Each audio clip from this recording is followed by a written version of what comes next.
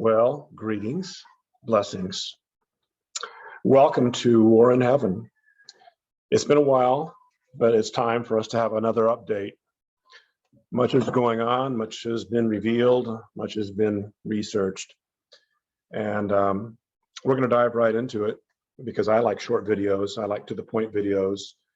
And this message is to all you fellow seekers, sojourners, saints, faithful seekers, faithful hopers, faithful watchers, and just all around anybody that'll listen to. So much is going on in our world, and it's we're at a very special juncture in time.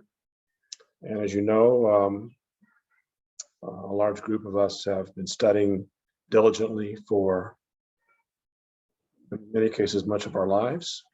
Certainly very, very intensely since from the time of before the Revelation 12 sign was upon us, and very intensely since then. So I'm going to get my little picture and face kind of out of the screen here now and get us down to the matter at hand. We're going to look at some really incredible stuff. So I assure you, if you stay with me, you're going to be very blessed and enlightened. So here we go. We're talking about matters of end times. We're talking about prophecy.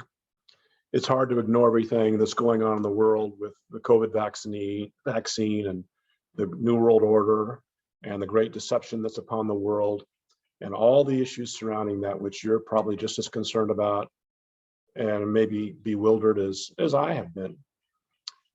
And of course, as you know, you're going to know that much of this ties into prophecy. So let's just go back and set the foundation for what the prophecy has been. And there are several day counts, and let's just familiarize ourselves with them real quickly. There's in the scripture, there's in the ancient writings, there's a 2300-day prophecy. And it's in that prophecy says, then I heard one saint speaking, and another saint said to that certain saint,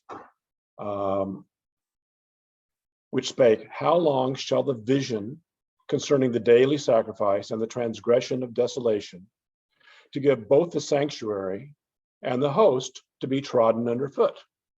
So for a certain period of time, the sanctuary and the host of the sanctuary will be trodden underfoot. Well, and the answer is, in Daniel 8:14, it goes on to say, and he said unto me, up unto 2,300 days, then shall the sanctuary be cleansed. So 2,300 days will encompass a time period where at the end of that period, everything will be wrapped up. It's an important thing. Apparently to the Creator, to our Heavenly Father, that this mission he's had from the beginning of time, because it says he subjected us not to be bound in darkness and confusion and death. Death is an enemy, and yet for thousands of years, people have died. So God took upon himself to reestablish this with, okay, I'm going to call out a certain bunch of people and we're going to restore things. And that's the kind of the Judeo-Christian movement that was started with Adam and Seth and Noah and Moses and Abraham and all the descendants. At any rate, then Daniel 8:14 says, and he said unto me, unto 2,300 days, and the sanctuary is going to be cleansed. So there's the 2,300-day prophecy. So that's part of what we look at. Then Daniel 12:11 says 1,290 days. I want you to remember these. 2,300 days, 1,290 days, from the time that the daily sacrifice shall be taken away, so that the sacrifice will be established for a while, and then the sacrifice is going to be taken away, and the abomination that make desolation will be set up. There'll be 1,290 days. So that's 12. So there's 2,300. There's a 1,290-day prophecy. Then it goes on further. It says, "But blessed is he that waits and comes to the 1,300 1335 days. So it's a 1335-day prophecy. And then there's another prophecy of 1260. And the woman fled into the wilderness, and she has a place prepared of God, and they should feed her there for 1260 days. 1214 says, and the woman were given 2 wings of a great eagle, that she might fly into the wilderness, into a place where she's nourished for a time and times and a half from the face of the serpent. That's another 1260 days.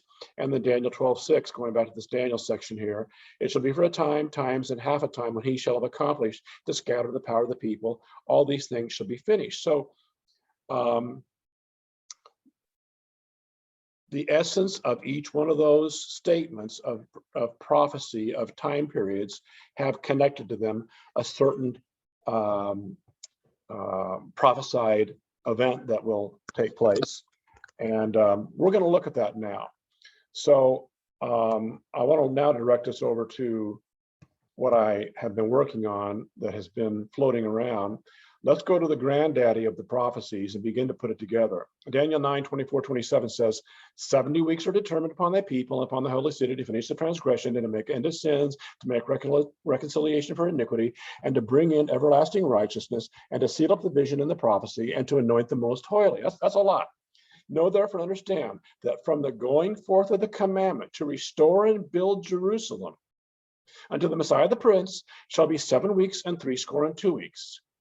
So 7 weeks and 62, 62, 7 and 62, 7 and 62, that's 69. And the street shall be built again, even in troublous times. And after 62 weeks shall the Messiah be cut off, but not for himself. And the people of the prince, the Antichrist, that shall come, shall destroy the city and the sanctuary, and the end thereof shall be with the flood, and unto the end of the war of desolations are determined. And he, this destroyer, shall confirm the covenant with many for 1 week. So that's 62 and 7 is 69, and 1 more week is 7. And in the midst of the week, he shall cause the sacrifice and the oblation to cease, and for the overspreading of abominations shall he make it desolate, even unto the consummation, and that determined shall be poured upon the desolate. And that which is determined shall be poured upon the desolate. That's a lot. Can't go into it too deeply here, but the main thing is that there's 70 weeks. Now, there's 70 weeks. From research, you'll find out that the 70 weeks are 70 literal weeks. And there are also 70 weeks of years, so that each week is 7 days, and each day is 7 years. So, for example, as I just mentioned, 7 weeks is 7 groups of 7 days, or 49, or 7 day or year weeks. So if we look at that a little further, we break that down. Week 1 is 1, 2, 3, 4, 5, 6, 7 days or 7 years. Week 2 is 7 days, 7 years, and so on and so forth. So you have 7 groups of 7 or 49 weeks. That was the first part of the prophecy. There'd be 7 weeks, and then 62 further weeks it talks about, and that's the same thing. 7 groups of 62 groups of 7, which is 7 times 6 are 434 years. So you will find through research that there's both 434 years of prophecy, and there's also 434 days of prophecy, which we'll look at in a second. I've got about 1,000 hours of research in this. Not my research, going upon the research of many other much more worthy, ardent, scholarly people than myself. I'm just a student, happen to have been lucky to have come across it. But at any rate, and then the 1 week is the 1 times 7, or a week. The last 1 week is 1, 2, 3, 7 years. So that's the 70th week, or the 7 years of Daniel 7 that we hear talk of Daniel, the 70th year. And that would be year 484, 485, 46, 47, 48, 48, and 490. You got it? So that would be the first 7 weeks is 49 years. The next 62 weeks is 434 years, right? 49 plus 434 is 483, okay? And we need the last year. So what is this? I know this is sounding obscure and abstract. Let's clarify what that is. Once again, 7 plus 62 plus 1 is 70, right? So that's our 70 years of Daniel. 49 plus 434 in terms of years or days is 490. So see, 70 is a prophetic number, so is 490 a prophetic number. But nonetheless, 49 plus 343, which has been fulfilled, it says that'll be fulfilled before the Messiah comes, that's 483. So we got to be able to track those if that was prophesied, because it says, then he'll come, and we know the Messiah came. Thereafter, the Messiah was cut off during somewhere in that 7-year period, okay? So we're going to look at 484, because that's what we're all interested in, right? Where are we at now? What's going on? This bewildering amount of things that are happening in our world, the New World Order that's been tried before, back in the time of the Tower of Babel and Nimrod, right? Nimrod. So let's look at that. So let's anchor. See, trying to count back time to count all the years of history is a pretty formidable, challenging thing. Even when you have scripture guides and contemporaneous chronological writings of Persian and Babylonian and even Chinese and other ancient history archives. So our ultimate authority, our primary authority, becomes scriptural authority, because it's one of the most revered and also preserved and protected ancient of all the ancient writings. So when we use the ancient biblical calendar, we find out that year 457 BC is the seventh year of Artaxerxes, and is when he issues the decree to rebuild Jerusalem. So the prophecy is that I'll look at Ezra 7, 8, and 9, and he came. Let's look at it here. And he came to the 5th month, which was in the 7th year of the king Artaxerxes, in Ezra 7, 8, and 9. For upon the first day of the 1st month, that's Nisan 1, began he to go up from Babylon, and on the first day of the 5th month, he came to Jerusalem according to the good hand of the God upon him. So the prophecy is that in Ezra 7, 8, and 9 is that Artaxerxes was commanded to and permitted to rebuild Jerusalem. Okay, so that was given in the scripture. Nisan 1, we know what day that is. It's right after or right around the time of the spring equinox. That's another debate we won't go into. There's permutations of that. You go the nearest new moon to it. You go to the first new moon after it. You go. Those are the two popular ones. The Torah goes after those two, and then you go after the Enochian calendar, which is counts straight off the solar, right off of the spring equinox. So there's 3, maybe 4, if you want to go another permutation of primary ways of counting God's calendar, not man's stupid calendars, okay? So nonetheless, we go back to this chart here. And so 457 BC, how did we arrive at 457 BC being determined? The date is easily ascertained with the help of 2 astronomical observations, a lunar eclipse of 319 on 721 BC. And so I've got that shown here in this window. You can see on March the 19th of 720, and it's because they don't count the year 0 in stellarium, it's actually 720-21. And the moon is actually in an eclipse. If you pull that up, you'll see that there's an eclipse going on right at that moment, a lunar eclipse. And so that is recorded by Ptolemy, an Egyptian, as occurring in the 7th year of Hosea. So that gives us an anchoring of a date of 457 BC, pretty reliable. The 1st year of Mar-Dokhempad, and the 27th year of the Syrian king Nebuchadnezzar. The 7th year marker allows you to count forward to the 7th year of Artaxerxes. Using scriptural chronologies, which we can't go into the time, that's many hours of study, but It begins on the first day of the first month, like it says, of Nisan in 457 BC, when Ezra, like I just read to you, declared the beginning of the rebuilding of Jerusalem was decreed.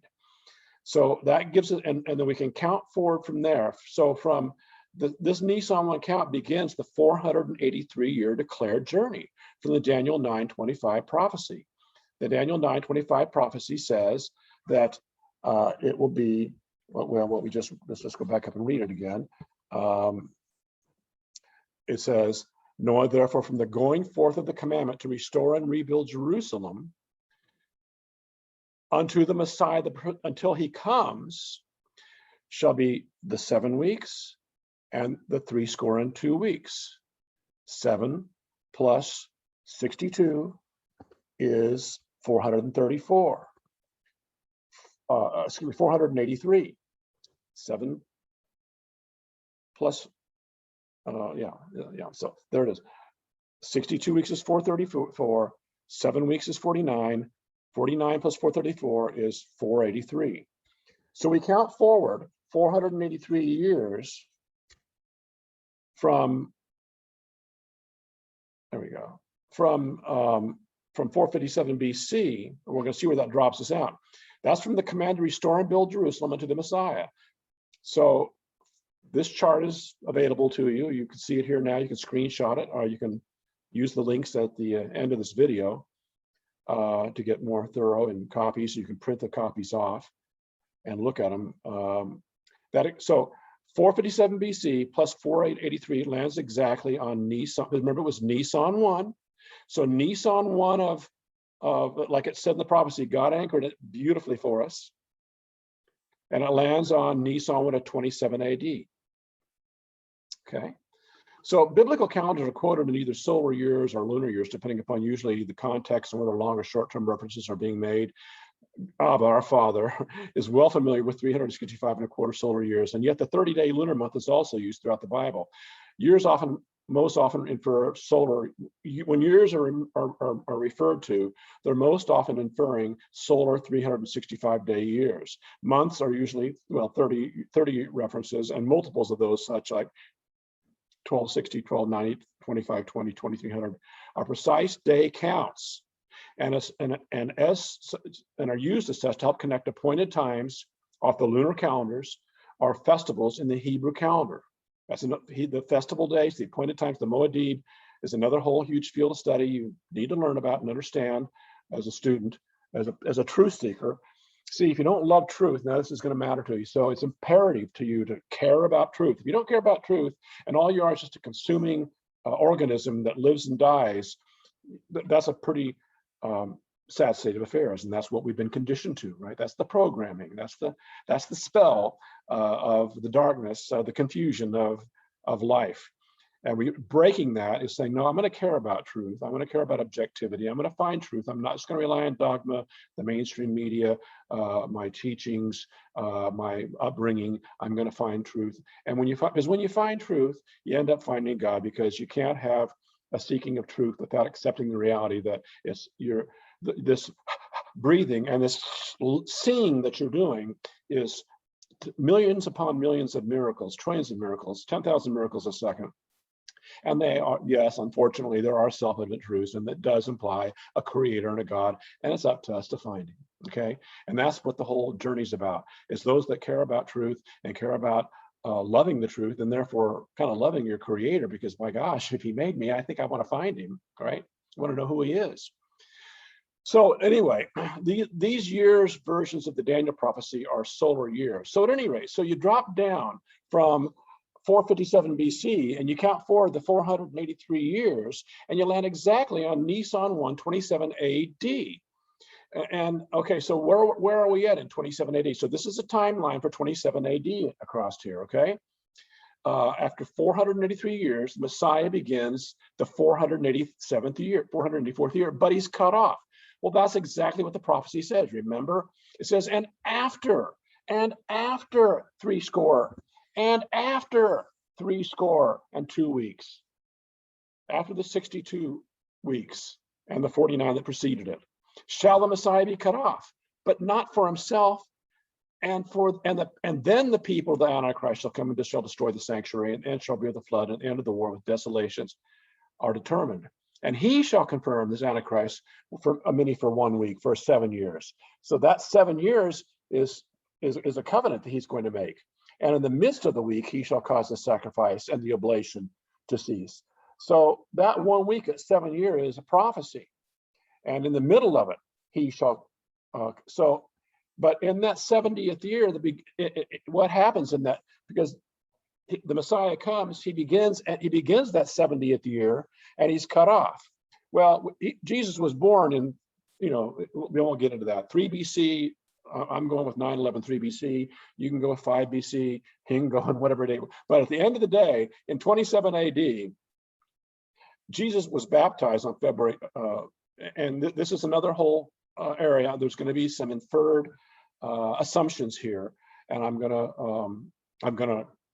go ahead and infer them, and you can dispute them or research them. But the harmony of the Gospels is this time period of Jesus's life is a huge, 500,000-hour study, and and to make it cohere and that it doesn't fall apart, so that the integrity and the precision, the reliability of the Scripture is obtained without trying to uphold preconceived document. Well, I've got to have it be so long, and I've got to have it be so long, and he lived. I'm going to skip past some of that. I'm just going to say that at 27 AD, you'll get his baptism on February 16th that year, and then on Nisan 1 on the far left here of 27 AD, you'll have Nisan 1 on March 28th of 27 AD. So that's the beginning of that 484th year, because it says it's Nisan 1 to Nisan 1. A short days later, on April the 10th, you can see my pointer there. I'm not sure if you can see it or not.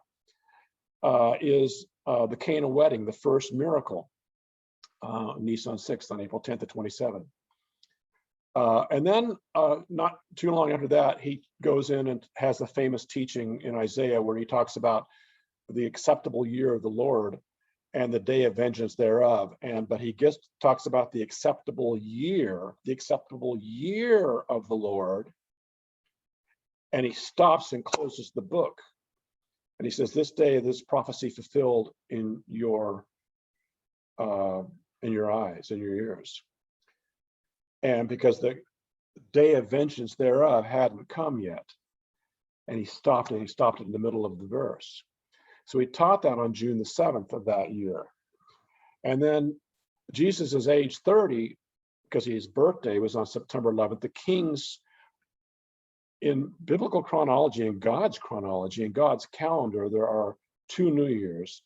There's the religious New Year, which starts with Nisan 1, which is when we get our spring festivals off the 14th day of Nisan as Passover, and then so on and so forth. They unfold from there.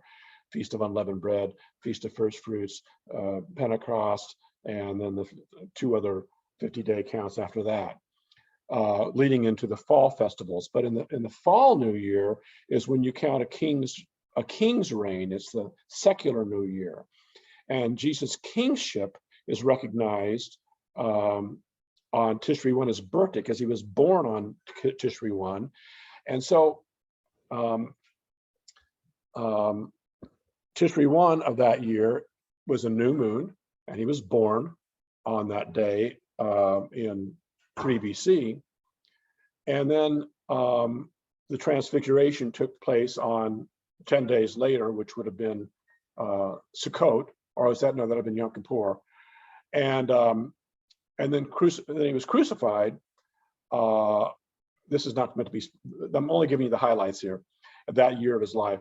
He was crucified. He was cut off, though, on Nisan the 14th, right? He was crucified on Passover. The Passover lamb of all time died miraculously, right? Wow, what a story.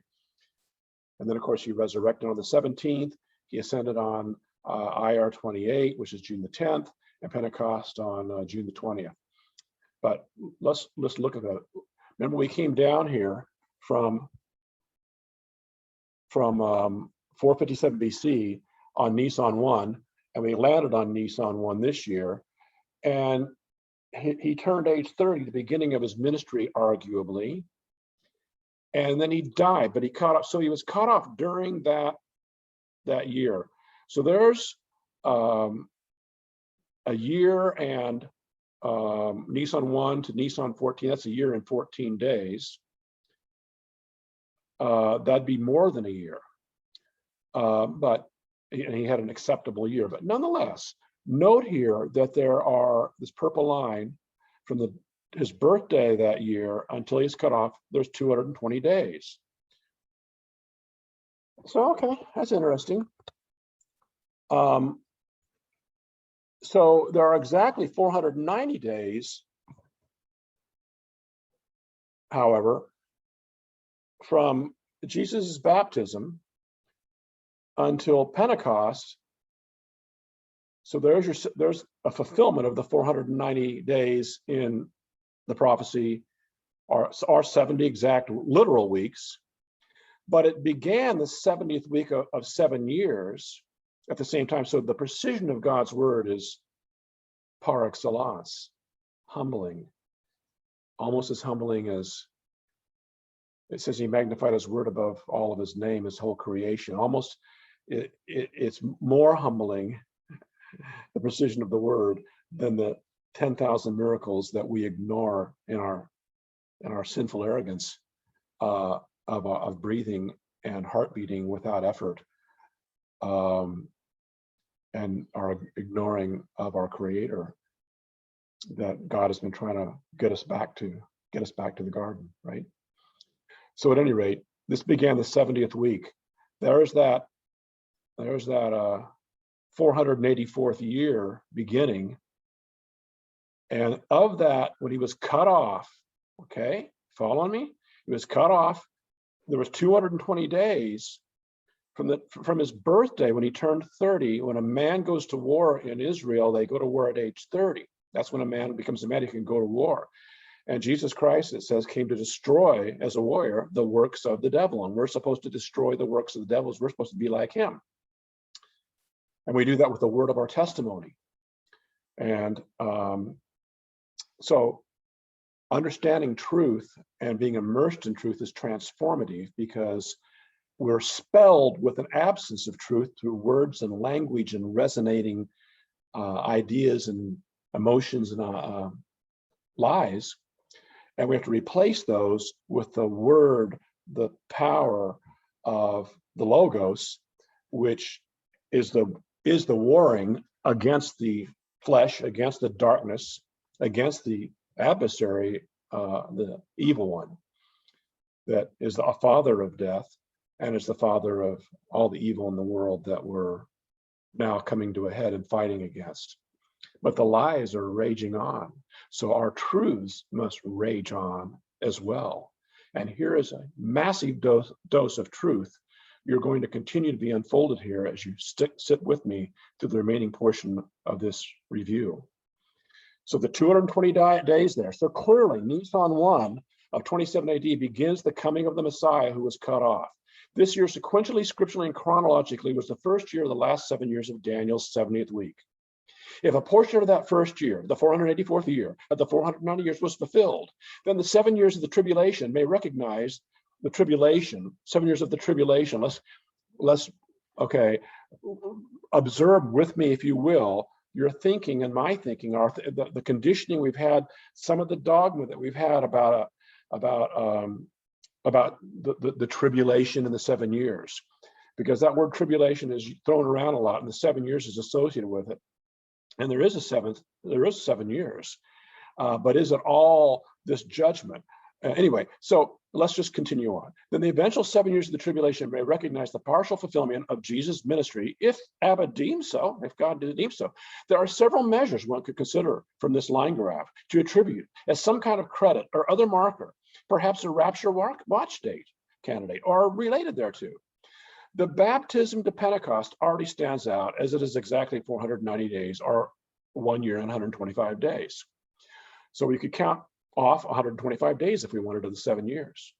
Or Nisan 1 of 28 AD to the crucifixion for just 2 weeks. We could take 2 weeks off. or the baptism to the crucifixion measure and others. Now, the baptism to the crucifixion measure is what I'm going to focus in on here, because that's 200, excuse me, not the baptism to the crucifixion measure. It's the, well, let me go on. Using the clues from the Daniel prophecy and its precise fulfillment in 27 AD during the ministry of Jesus could enhance by looking at what is happening today, especially in light of the Luke 4:9 declaration that this generation shall not pass. The 80-year scriptural generation, because this generation, it says in Psalms, is 70 years or 80 years by reason of strength. So it can't be longer than 80 years for this generation to not pass until all be fulfilled. And the 5/14/48 declaration of Israel's independence, which when it starts the 80-year maximum count, which expires 5/14/21 if you hold back 7 years to be allowed for the first year of the 7 years of the 70th week ending in 2028, 80 years after the 5/14/48. That's a lot, but the logic is there. It's very clear. So let's just take the year 2021 as the resumption of the 484th year with a 220-day credit. So we know that we got to the beginning of 484th year with some kind of a credit. We could be, like I said, 490 days or 2 weeks or 220 days. Let's look at the 220-day credit, because I think the others are worthy as well. But the 220 is really exciting because of the 2,520-day count of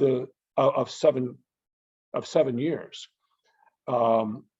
So if we jump forward into the year 2021 and we look back to trumpets beginning the 484th year, 9/19/20 through 9/19/21, which we are not going to get to in this little line. We will get to that in a second. What happens if we start the solar year and we go again, the 484th, we got to go 7 years. We're going to go to 7 years from 20 is 27, right? So to get to 7 years. But if we count, let's just assume for a second, what happens during that year? On 9/24/20, Israel very publicly proclaimed they submitted as a nation to, this is God's, supposed to be God's nation. He never forsook Israel. And yes, of course, the Christian unnatural branches were grafted into the natural branches. It's still God's, God's calling out his people. It's all about seed. It's all about genetics. It's all about DNA redemption, because Adam was the broken seed. The first Adam broken the seed, and the Genesis 3:15 prophecy says that I will put enmity or division between the seed of the serpent and his people, his Luciferian fallen angels, those bloodlines, and God's seed, and he shall bruise thy head, thou shalt bruise his heel. Talking about the Messiah will end up destroying the adversary's head, his rulership on this planet. And yet the serpent will bruise his heel, which he did when he cut him off.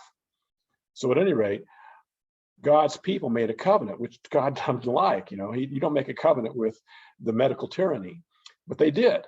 And somebody inspired them. Somehow they were inspired, cajoled. It hasn't been revealed how that exactly went down, but that nation made a covenant then. And then another date, Sukkot 10/2, which is a Feast of Tabernacles. I'm not listing them all. But trumpets was the first day of the New Year's, and it was a new moon. And then we got the next fall festival, and then Shemini Atzeret began on October the 10th. There was a lot of reasons we were looking at Shemini Atzeret. Can't go into it right now. I'll be here for hours. And then we get to the religious New Year. And that's Nisan 1. And it's again right around the time of the spring equinox. And the Torah started Nisan 1 on March 11th this year. And yet other renderings would have the new year start on the next new moon of April the 10th. or the Abib of the harvest, which isn't a very good argument this year because I hear the harvest were ripe. And but there's a thing called second Passover. So at any rate, if we count 220 days from, again, trumpets, which is which we counted from earlier, right? And we count forward to April 27th, we end up getting the second Passover's resurrection day. So like that was a confirmation that the 220 day counted. Why is the 220 day even important? You're gonna see this in dazzling and amazing fashion in a second, but there's a 2300 day prophecy, remember? And it begged, and I couldn't figure out for a long time, where's the 220 days? 220 is 7 months and 10 days.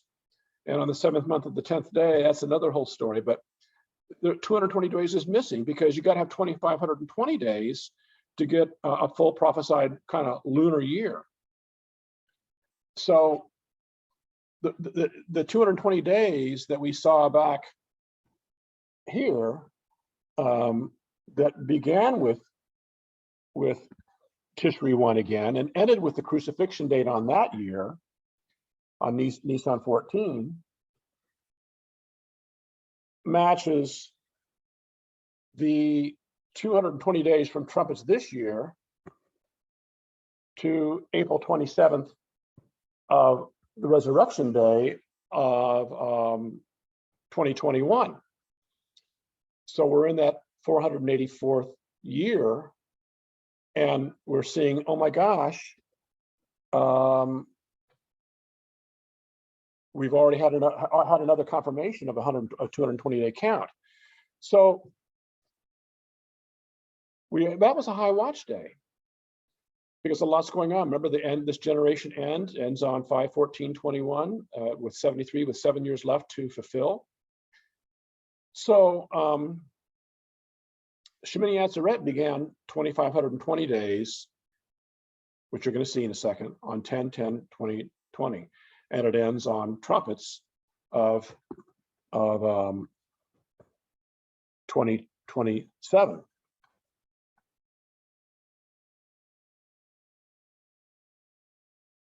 So as we're looking at this time period here, 5/14 is a kind of a high watch date because it ends, it says this generation shall not end until all these things be fulfilled. Something's got to commence. If this prophecy is understood correctly, 80 days is the limit. 70, you got to have 7 years. You can't go more than 73 years and still have 7 years left before all these things got to be fulfilled. So something's got to be kicking off in this time period. But also the new moon of May 9th is a Torah calendar ascension date in this year of 2021. And it says, he shall so come in like manner. He ascended, ye men of Judea, why ye standing gazing up into heaven? The same Jesus which you saw go shall so come back in like manner, in the twinkling of an eye, when the moon crescents. And when the last trumpet blows, the trumpet's always blown on a new moon to symbolize that's the Jewish tradition. And then also the no man knows the day or the hour, which is an allusion to the fact that you can't know exactly when the day or hours. You don't know what day it's going to be when the new moon is going to be sighted, because two men have to go out and see the crescent of the moon, which might be obscured by the sun. It might be at the other side of the earth, but that crescent has to be seen, and you don't know the day or hour. So there's 4 reasons there why the new moons are always high. Out of 365 days of the year, your 12 or 13 new moons of the year are always high watch days. So then are your Moedim appointed times, and then so is every other day of the year. But you get enhanced high watch dates, right? So May 18th then is the last day on this little deal here, where we're looking at recovering this 220-day time period of the 484th year that Jesus fulfilled part of that 484th year. And he fulfilled either 125 days or 490 days.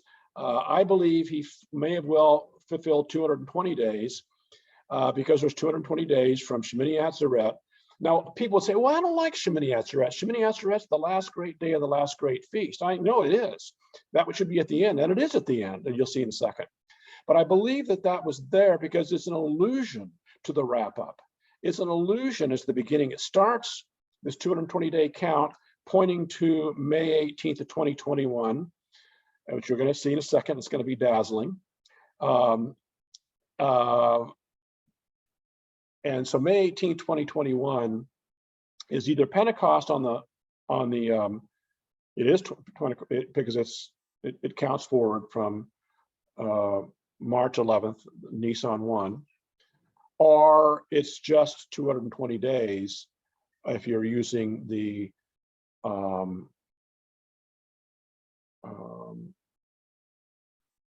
well, there really isn't any other count. There's really the Abib calendar. I don't think is any good, but the second Passover is very legitimate because it's right there. We're commanded to observe a second Passover for the stragglers, for the out of fellowship, for the tripped out, for the copped out, for the for God's mercy says, okay, you didn't make it. I'm going to give you a second chance to participate in my promise, basically, of redemption and to be spared. The ultimate end of life, which is death, right? Not a very pretty end. It's all about redemption, right? And restoring our genetic deal. Okay, so a couple little footnotes here. I'm going to go ahead and read real quick. There are 21 days from the resurrection of April 27th to the 5/18/21 inflection date. And there's only one reference in all of Scripture to 21 days. And ironically, it's in Daniel. And it refers to the angel struggle with the Antichrist for 3 weeks. So that's kind of interesting. Maybe that's going on right now. I don't know. But you'd have to see the other graph in a second. So most notably, there's 220 days from the 27 AD King's New Year. I already explained that to you. The kings a king might begin his reign on July the 10th or February the 32nd, whatever. But they don't count their reign until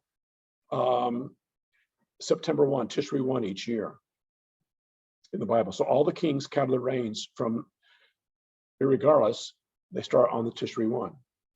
That's why it's a King's New Year, new moon.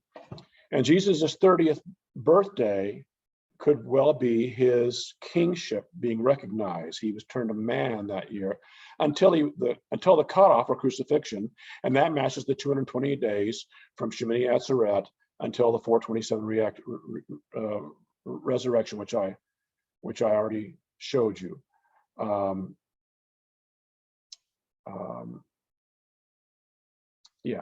20, the 20, okay. Okay. This seemingly validates the amount of time which could be credited already fulfilled of the first year of the last 7 years and matches the 220 days prior to the commencement of the 2,300-day time period for the 2,520 total commencing on 5/21. So we basically have a super high watch being revealed to us here. So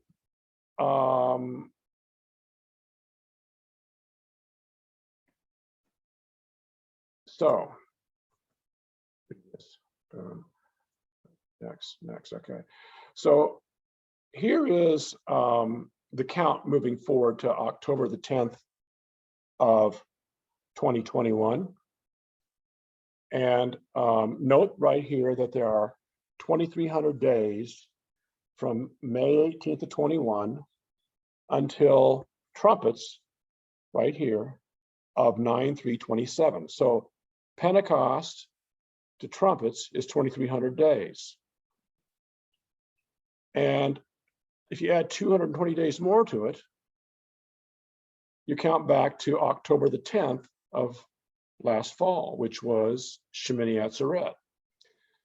This makes this 5/18 and this whole time period here of 1,260 plus 1,260 a very high watch time period because it fulfills a 2,520 day prophecy while all this is going on around us. Now, in that time period, there's a midpoint. We've all heard about, at the midpoint, at the 1260-day time point. What's going on there? Well, there isn't anything. It's March the 22nd. But what there is on March the 22nd of 24, there is a heavenly sign. And I believe it's pretty valid. In Aquarius, and Aquarius is not a symbol of, oh, this is the dawning of the wonderful age of Aquarius, and the great reset is upon us, and Nassar and Jassar are coming, and they're going to save us. No, Aquarius is the pouring out of the wrath. It's the pouring out of the judgment. And Saturn is sitting in Aquarius for a while. And there's a conjunction there on March the 22nd with Venus. Venus is the bright morning star. This is biblical astronomy, not pagan Roman astronomy, okay? Astrology. It's just the Bible and the stars. It's just the prophecy of the Bible and the stars. It's not how it, we're not going to go into that. So at any rate, I want you to see that on the midpoint, you have this clash between Venus, the bright morning star, Yeshua HaMashiach, and Saturn Hashatan in conjunction, in clashing with Mars, Michael, which we just talked about a second ago, the 3-week war going into the Pentecost of May of 2021.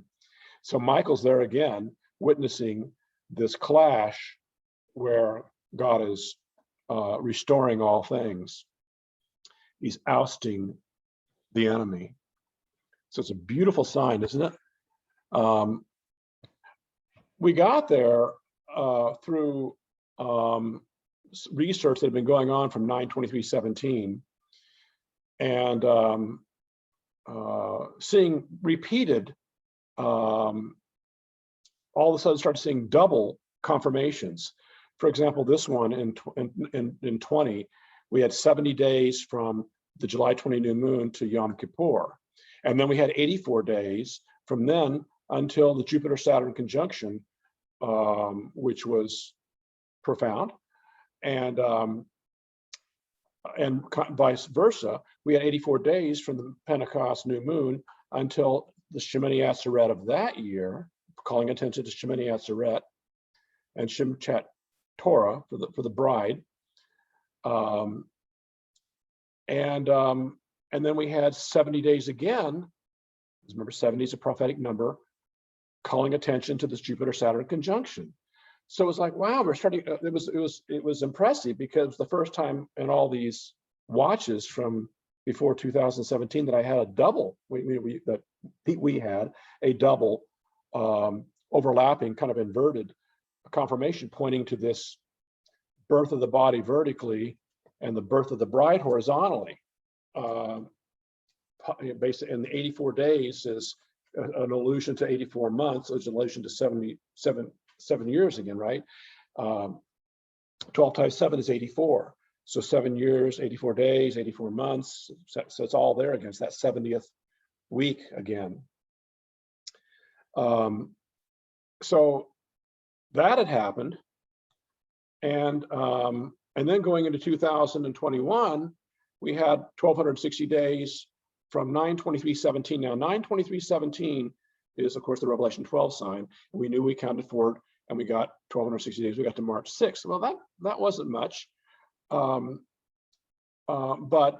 it was, meanwhile, noticing there were from 9/23, there were 3 years to 9/23 of 2020. Well, 9/23/2020 and 9/23/924, that's when Israel's Knesset voted to submit to the nationwide COVID lockdown that counted for 1,260 days to March 6th of 2024. So we had this thing happening again with the double inversion.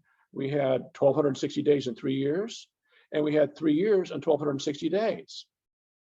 There's the 1,260 days down here from here, and then 1,260 days there, 1,260 days there, 3 years here, and they both pointed to March 6th of 2024.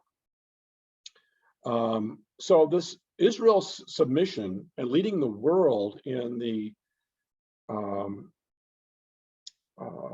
submission to this medical technical tyranny, which is believed by many to be the leading arm of the beast system that's spoken about at length in later chapters of Revelation, which is leads into the last great battle, because there's a war in heaven and it's being lived out here on earth, where you got a better answer for life and death and evil. I'm all ears, but without any dogma, without any religion, because religion just poisons the wells. We're just honest, intellectual, humble seekers who truly know that there is we accept the reality there's a creator and there's a God, and by golly, we're going to find him, we're going to know him. And that's why this treasure of the Magi is the name of this teaching, because the first Magi had a treasure, and they found the Messiah's first coming. And they were laughed and ridiculed and went through a lot of hardship to actually get to see the Messiah. And they weren't God's chosen people. They were kind of outsiders, you know. They were Daniel's people. They were Persians. They'd come from, you know, the three kings of Orient are, right? And so neither, you know, the goody goodies and religious, you know, God bless them, but you know, God's for everybody, you know. And the wells have been poisoned, right, with religion and dogma and tradition. So we've got to be able to peel that stuff off sometimes. So anyway, as a scientific inquisition goes here, our intellectually honest, lucky, fortunate finders that we are, we're the treasure of the Magi again. We're seeking, trying to find and understand. So these were pointing us to March 6th. So I'm going to go back now to here, because here we are with the 2300 days. So the 7 years of this 84th year, because you've got it all now. You've got, you know, there's 7 years in the last 484, 483, 484, 40, all the way to 490. And we already saw the 490 days were fulfilled in 27 AD. And part of that 484th year had been used up, and we're looking at 220 days of them before the Messiah was cut off. And it's interesting that also 434 days in this timeline that we've got here from 2020 and 2021 leading into the last 7th year, the last 7 years. If you count from the 62 plus 7, the 434 component, and you count back from this point, it lands you on Purim in 2020. And if you know the story of Purim, you ought to know it. And you ought to know it, because it's a something you should carry with you, along with your every moment awareness that you are a miracle, and that you owe your very breath and your very heartbeat to your Creator, and that He's trying to redeem your DNA, and He gave you the token, He gave you the sealing of the Holy Spirit, the Ruach HaKodesh, the Pneuma Hagion, the gift from the giver, the promise of the Father, to seal you until the redemption of the purchased possession. And that's what we're looking forward to in this study, and we're hoping for. And I don't know, we don't know, okay? We know some things we know, and we seek and we watch and we hope for the rest. And I don't know if it's tomorrow a random day, or if it's a new moon, or if it's this 220-day event here, or a couple of others that are starred out here. But if you count back 220 days from Purim 2020, 40 days after the pact of dividing Jerusalem, when the pact was made in 2020, and that's another, I haven't shown you that yet, but you woke up one day, I think it's January the 28th, when Trump came out and announced the deal of the century to divide Jerusalem. Anyway, 434 days from that day is, again, this 5/18/21, but I kept wondering, what's this 220 here? What is it? Well, now we know. We may well know that 220 days wraps it up miraculously and beautifully, like a diamond, right? So 2,300 days from 5/18/21 is which is Pentecost, is when the prophecy is when the temple's cleansed, when God wraps it all up, all this stuff, crap goes down, wars happen, but the midpoint I showed you a second ago was this Venus-Saturn conjunction in Aquarius on that day. Notice I got it. Oops. Yeah, there he is again. There it is. So notice that the dragon is here. Well, what happens at the midpoint? Well, the midpoint in the prophecy is when oops.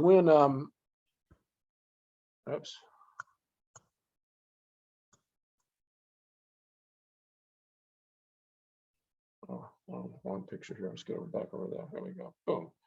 Oh no.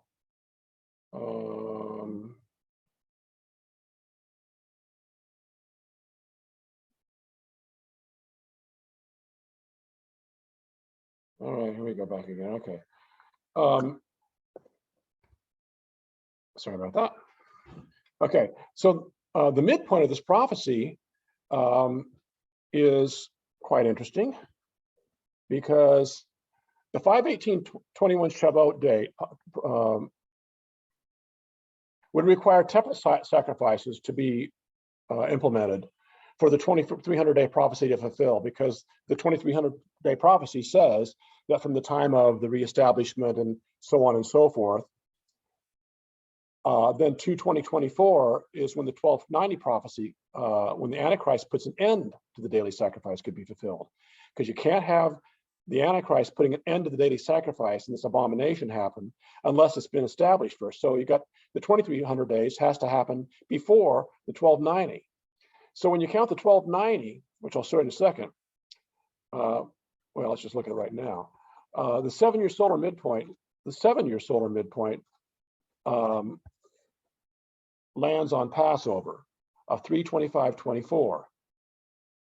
And hence you got this, there's 3/22 right here. A few days after that, it's 3 days, there could be your 3 days of darkness maybe, but there's Passover 24. Then on 5/15/24 is Shavuot again, Pentecost, and that happens to be 1,335 happy landing days from 9/18/20, which is the trumpets again, which started our whole year account of the 484th year. And it's also 70 days after the 3/6/24 date again.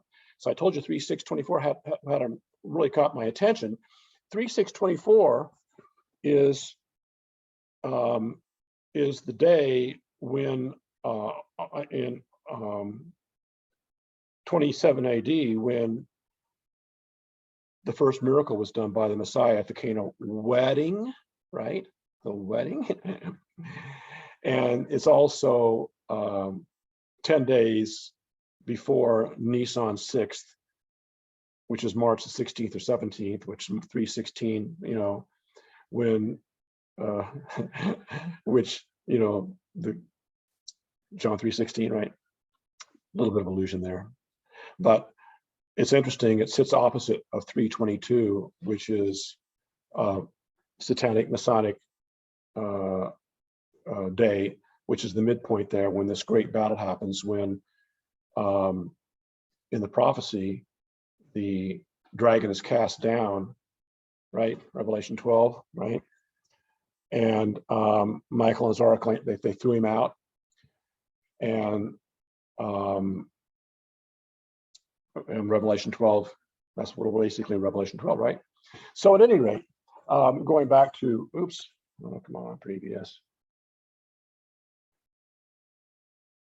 So 84 days before Pentecost in 24 is Adar 10, February 24th to 24, which is 3 days of prophetic darkness again before Adar 13 of Purim again. So you got the 84-day count. The point here is that when you count forward on this, and you count this 2,520 day time, it ends on trumpets. It ends on there's 2,520 days. But but there's 7 years, which is 2,555 days, right? Or 56 and a quarter, 50, or 56 and a half, whichever it is. 20, yeah, 56. It's 22, 5, 5, 6 3/4 is 7 solar years. But you count from 918 trumpets of 20, and you go to 918 of Sukkot. That's 7 solar years to trumpets, right? Yeah, trumpets to trumpets, right? No, excuse me, to Sukkot, and 9/24/25 of 27 is Shemini Atzeret, the last great day of the last feast. So this takes you through 7 solar years that contains the 2,520 days, that contains the 2,300 days within the 2520. And all these are landing on Moedim appointed times with a heavenly date in there, with rapture dates. And this one here, I was starting to tell you about, the 1290, from here of February 20th to 24, which precedes March the 22nd. So there's 1220, there's 220, and then there's 324. That's when the Antichrist could put an end to the daily sacrifice. A few days later is on March the 22nd is the midpoint, and then Passover is 3 days after that. The all-important midpoint is when the dragon falls and the child is snatched. Remember, it says the dragon falls, the child is snatched, the bride flees through the valley as the lamb lands on the Mount of Olives. Zechariah 3:14, 3 and 4. And it splits, all commencing the final 3.5 years in close, logical, sequential proximity. So now I don't know, I'm not a date setter, and I don't know if it's this year that this happens, but I think we found that it's very interesting that trumpets to Sukkot is 7 solar years, and Shemini Atzeret to trumpets is 2,520 days. So that matches. And it also matches that from Pentecost to trumpets, God darn it, previous,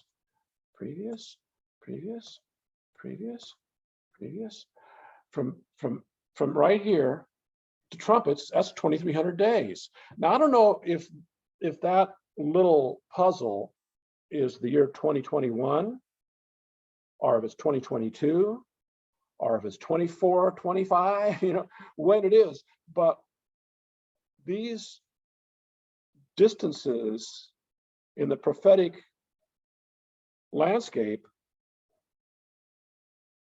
tend to connect. I haven't tried, and they make sense because it should end with the fall festivals. So I haven't tried starting them with Nissan spring festivals and trying to end them with Nissan spring festivals on the anniversary later, because, well, that'll leave that, somebody else can do that. I don't know, but I'm finding this, and I think you and I might be finding it quite remarkable. And just meditate on it, because it's been revealed to us now. And so the multiple day counts, appointed times, and on-ground events that are going on right now, they match up nicely for high watch dates on May the 14th, May 18th, and then here we are, we're going right into it.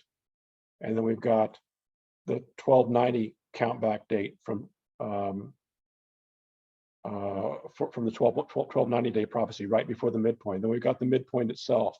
Then we got the Passover right after the midpoint. Then we got all of these and every new moon in between, and certainly the new moon coming up here on May the I think it's May the 9th, May 9th, 10th, something like that, maybe May 9th, 10th, whatever it is our great high watch dates. So that's a lot of information.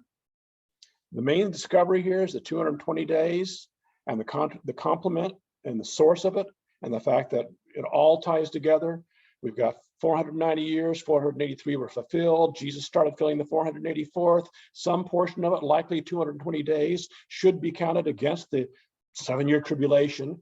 And that the wrath, if we're indeed already in the 7 years, you don't have to feel like you're compromising your previous teaching or dogma, whatever you want to call it, that I will not be here for any of the 7 years. And I'm not so worried about that, but some people are, and God bless you. God bless me too, maybe, right? But the 220 days, we might be finishing up now, which could start a whole new game plan on the 18th, around the 18th of May. And the 2,300 days may get more intense. It certainly would get intense after the dragon falls. When this dragon falls, all hell is going to break loose, right? Because there's a war in heaven. And it's 3 days before Passover that year. And it's right after the 1290 when the Antichrist steps in and says, no, we're done with this Jewish stuff. You're not going to be doing your thing anymore. The Jews flee. The child is caught up to heaven to be with God. And the bride flees into the wilderness. It talks about 2 different times, one on the wings of an eagle, one she flees. I don't know how to parse those 2 accounts, if they're one and the same identical, or if there's 2 slightly distinctly different events or bodies. But nonetheless, we have a lot of stuff happening here. And I hope this answered a lot of your questions about this graph that I've been floating around. This one, not this one. I guess it's this. I guess it's, where is it? Anyway, it's this one over here. Yeah, this one. I hope this answers this, because that is quite a contribution, I think, is towards everyone's heart strength, understanding. We're not supposed to have blind faith. We're supposed to understand. You can't really believe something if you don't understand and know it, and just wander around in the epistemological emotions of the day of Jesus, something. No, it's this redemption process is a medical, biological, neurological, scientific, did I say medical? Imperative. You've got to have your DNA restored. We're fighting about DNA now. And Jesus and the whole Messiah, the Judeo-Christian movement's always been about seed from Genesis 3:15. I'm sorry that religion has poisoned the wells, but get back to the garden and get back to studying scripture and get back to loving truth and loving your creator. And he'll be a lot happier, and maybe you'll make this escape with us. So move forward with all peace and love for your creator and from your creator and for your fellow seeker. And much love and aloha to you. In the name of Yeshua HaMashiach, I bid you well. See you in the sky, right? All right.